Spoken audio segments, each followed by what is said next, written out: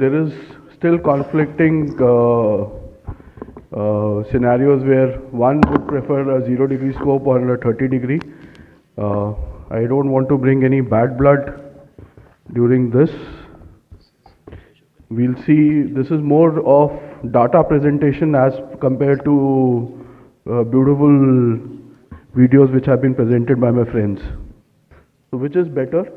So if you look at stenosis, central stenosis at 30-degree and a foraminal disc and a migrated herniation, standard 30-degree arthroscope would be a very good scope to do a decompression.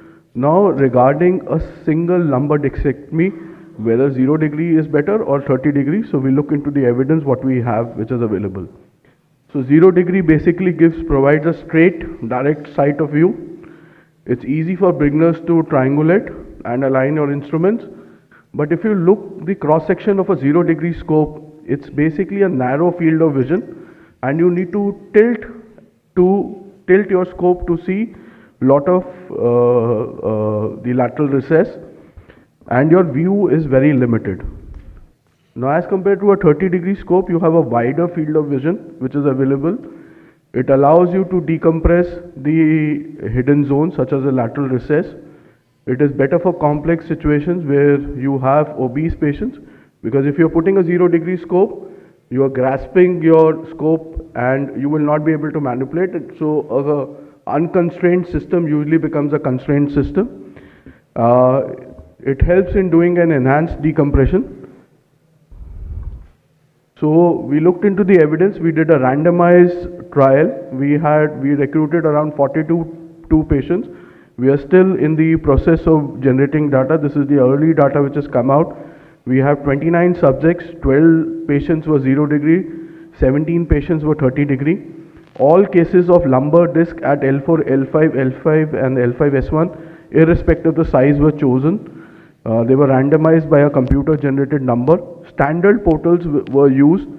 That is, on the left side the viewing portal is basically up, and on the right side the viewing portal is down. We had one incidental tear in the 30-degree scope. So I just wanted to show you the view. This is basically how a 0-degree would appear.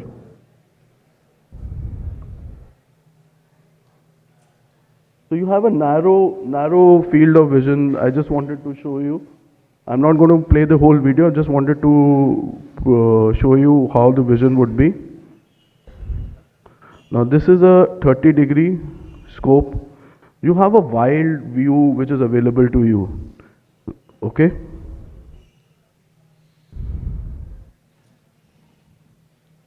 The video stops in between. You can't run the video further.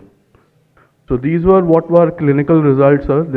If you look, we have beautiful the standard deviations. If you look, the pre-op and the post-op ODI, they were almost similar for a 0-degree and a 30-degree scope. There was no change. The VAS was almost the same. There was a slight change, but it was not clinically significant because there is too much of overlapping of the graphs which are there. We compared the size of laminotomy. So we used basically the CR images which is available with us. We used the superior end plate and the laminar distance, and we basically measured in the pre-op and the post-op on the same software. Now if you look if you look in the 30-degree scope, you do a more laminotomy as compared to a 0-degree scope, but it is not that significant. Your data is still overlapping. It is not significant. Definitely when you are using a 30-degree scope, because it is discerning, you have some image distortion, so you tend to use the C-arm more when you are using a 30-degree scope. C-arm is your friend. But if you compare the number of shots, so we were doing in 5 to 6 shots, we were basically doing in the 0-degree as compared to a 30-degree scope, where we were around 12 to 13 shots now. It has gone up to 17 shots. That was for the right-sided, when we were having a right-sided 30-degree, because you're looking down the lamina, so you need to, sometimes you need to get in your C-arm and to identify your scopes, but this is clinically significant. Definitely 30 degree was more time consuming because you were getting more shots and you are taking more time to identify the anatomy. So if you look at our data, we were in the 0 degree doing a discectomy was around somewhere around 47 to 50 minutes, whereas in the 30 degree scope we were around 80 to 90 minutes in the same. It is technically significant. So drawing a conclusion, 0 degree may be better for beginners. 30 degree you have less root retraction because you're going to see the lateral recess and the shoulder very easily, and you have a wider view which is available. When you have large patients, a 30 degree is better because you can rotate and you can see the anatomy. The 0 degree, because it's a Hotchkiss system, it will become more constrained when you're putting into a patient who has a large BMI more than 32. A right side viewing portal is somewhere disorienting. So we prefer now to use a 0 degree, and my colleagues who are doing adapting, they prefer now to use a 0 degree as compared to a 30 degree scope whenever they're doing a right side.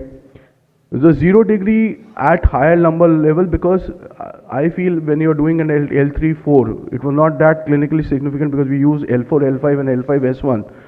So when you are doing a discectomy at around L3, L4, so 0 degree would be preferred because you're bang on the pathology as compared to on a 30 degree, and the amount of laminotomy what you are doing in a 0 degree is less as compared to a 30 degree scope. Thank you so much.